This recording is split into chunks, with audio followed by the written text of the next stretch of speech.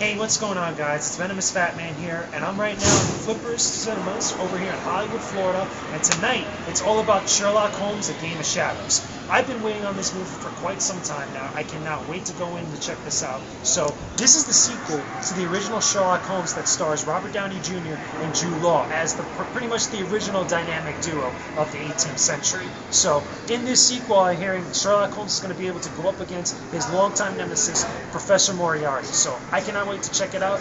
Another little goodie that I found out is that this is going to be the first time that I'm actually going to be able to see the Dark Knight Rises trailer, the movie that everybody's been really hyped up about for next year. So, going to check out the movie, going to check out this trailer, and I will be back with your day one review of Sherlock Holmes, A Game of Shadow. Talk to y'all in a minute, people.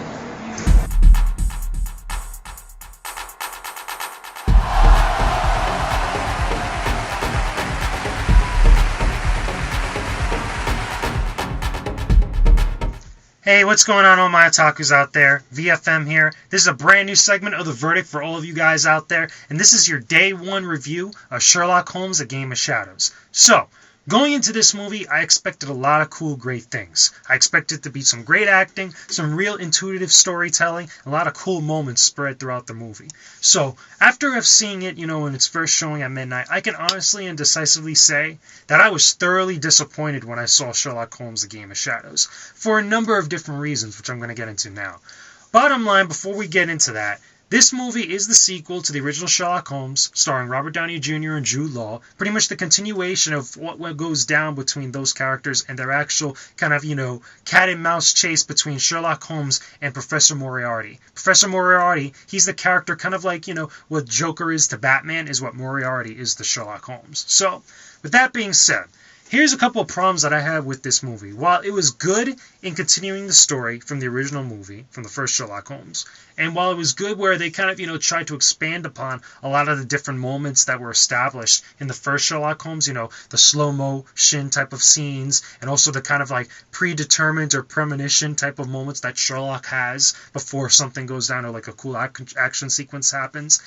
While those were cool, it was a little too abundant in this movie. Meaning that they had gotten the formula right in the first movie. It was brand new. It was something interesting to see, something fresh to look at, as far as the interpretation of the character. This one, it feels like more of those moments were more forced into the actual movie, where they're more abundant in different areas of the film, and they lose the kind of like little kind of special take that they have, or special moments or special feeling that they give the audience when you actually see them, because you're getting them much more frequently like that.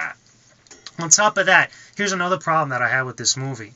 While it was cool to see some characters that had appeared in the first movie, besides Sherlock and Watson, they weren't really kind of expanded upon, or they were treated with such poor, handling. My biggest complaint of this movie, which I thought was probably the dumbest thing that they possibly did with this sequel, even though I understood why they did it, was Irene Adler. I'm not going to really spoil what happens to her or what goes on with her. You have to see the movie to be certain. But the way that they handled that character, I thought that she was really important in the first film, and the type of treatment and the screen time she was given did not do that character justice. In the first film, they really established her and really put her out there as the love interest of Sherlock Holmes. And this one, it takes much more of a backseat, and it's handled completely differently than it was in the first film. Could be for any number of reasons. I have a feeling that has to do much more that they probably didn't want to pay the original actor, whatever it was that she was making in the first movie for this movie in particular, or they wanted to take a different approach, kind of like how a lot of characters, like for example James Bond or Batman, the way they're treated in subsequent movies like that, they get a different love interest or whatever. But I thought that was a really bad decision. I really did not like the kind of direction that they took it in. Besides that, there's obviously also other characters, including the inspector from, Scotland Yard, also Sherlock's and Watson's nanny, that actually appears in the film, but again, they're not given proper screen time. Even Watson's fiance slash, wife, who they're newlyweds in this movie, does not get the proper treatment, does not get the proper screen time in this movie compared to what she did in the original Sherlock Holmes. I really feel that a lot of the story writing was really kind of shoehorned in. A lot of the events, a lot of the things that actually appear in this movie were just kind of thrown in there, and it was really kind of, ridden with mediocrity, if I could kind of put it that way. To kind of easily understand that, it's like they rushed this one out, which, happens with a lot of sequels. But more on that in a minute. Anyway, there's some funny moments in this movie. You know, the Sherlock Holmes movie, the original, always had a great sense of humor. This one is still present in this movie, which is pretty cool. There's a couple little sequences where I think they kind of drag it out a little bit too much. This kind of like underlying joke throughout this movie is that, you know, Sherlock Holmes and Watson had this kind of like blatant like homosexual tension that goes on. It was prevalent in the first movie, which much more they're kind of like brothers, and they've always had that type of relationship where Sherlock was always a little annoyed that Watson was going to get married and he wasn't going to be able to hang with him no longer. But in this one, they take it to a whole nother level, and it almost ends up being kind of cheesy than how it was in the first movie, where besides the fact that Sherlock Holmes in this particular movie, in A Game of Shadows, he has a disguise where he dresses up like an old woman in order to save Watson's life, but there's a couple moments in there where it just is blatantly kind of just stupid, and it really almost has no purpose, or where they were just trying to shoehorn jokes into there during the entire action sequence that happens. If you ever watch the movie, you'll know exactly what I'm talking about when you see it. On top of that, here's one of my other biggest problems besides the Ivory and Atler thing. Professor Moriarty. Professor Moriarty is such a big villain in the Sherlock Holmes kind of like continuity in the universe that were established in the novels for Sherlock Holmes, that he's supposed to be kind of like the Joker of that universe. He's the really big bad guy, kind of, you know, the mind match of what Sherlock Holmes is, you know, the real kind of like big baddie.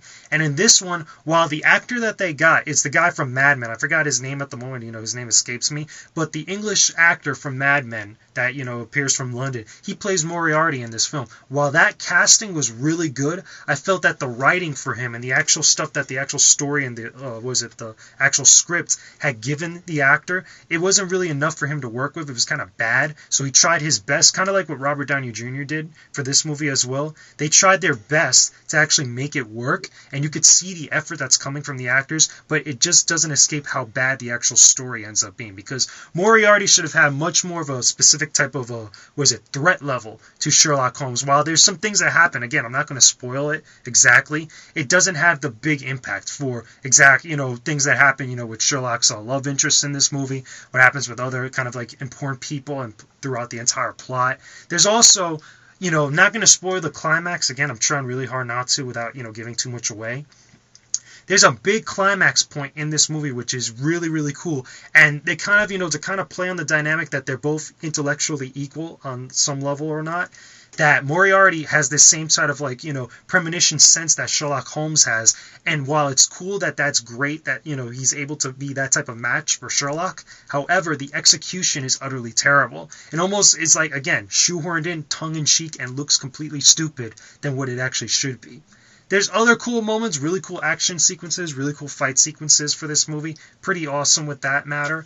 But again, it's just there's so much bumps and bruises throughout this movie that they cannot be ignored. I really tried hard to like this movie. I really wanted to love this movie, but I just cannot really kind of recommend it on that level. So, bottom line is this, guys.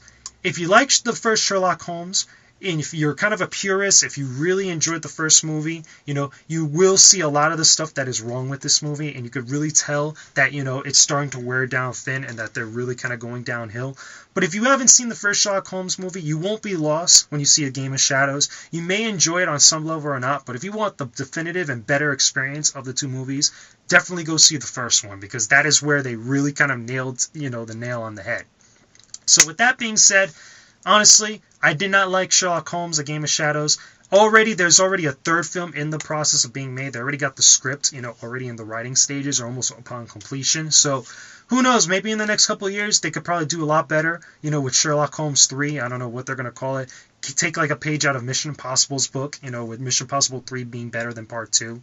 But with that being said, that's my opinion, guys. Leave your comments and video responses. I don't mind. Just keep it civil. Let me know what you guys think of Sherlock Holmes, A Game of Shadows, if you've seen it, or if you haven't seen it, or if you're going to see it based on this review or not. Put it in the comment section below, and I will talk to you guys again soon. So, I'm VFM. This has been The Verdict. I'll talk to you guys again soon. Peace out. Stay epic, everybody.